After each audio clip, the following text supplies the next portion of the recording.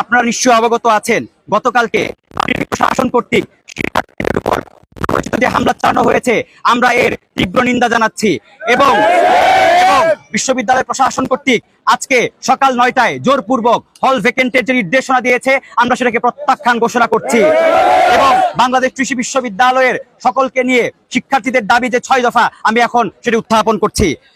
দাবি 1, অবৈধভাবে হল ভ্যাকেন্টের নির্দেশনা দুপুর 2টার মধ্যে প্রত্যাহার করে আদেশ তুলে নিতে হবে। 2, হলগুলোতে চলমান সব ধরনের সুবিধা নিরবিচ্ছিন্ন রাখতে হবে।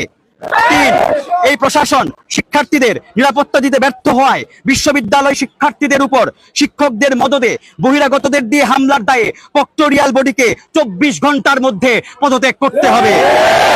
4, বহিরাগত সন্ত্রাসীদের দ্বারা ককটেল বিস্ফোরণ, লাইব্রেরি স্থাপনা ভাঙচুর এবং দেশীয় অস্ত্র দ্বারা শিক্ষার্থীদের উপর বর্বরচিত হামলা এবং নারী শিক্ষার্থীদের হেনস্থার ঘটনার জন্য উপাচার্যকে প্রকাশ্যে ক্ষমা চাইতে হবে। 5, হামলার সাথে জড়িত শিক্ষকবৃন্দ, কৃষি অনুষদের আসাদুজ্জামান সরকার স্যার, তোফাজ্জল স্যার, শরীফ আর রাফি স্যার, কামরুজ্জামান স্যার, পশুপালন অনুষদের বজলুর রহমান মোল্লা স্যার, জেনেটিক্সের মুনির স্যার, ডেইরি সায়েন্স বিভাগের আশিকুর রহমান স্যার এবং বহিরাগতদের সন্ত্রাসীদের দৃষ্টান্তমূলক শাস্তির ব্যবস্থা করতে হবে।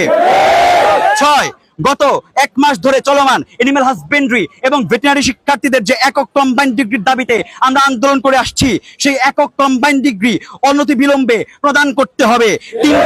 তিনটি ভিন্ন ডিগ্রি কোনোভাবেই গ্রহণযোগ্য নয়।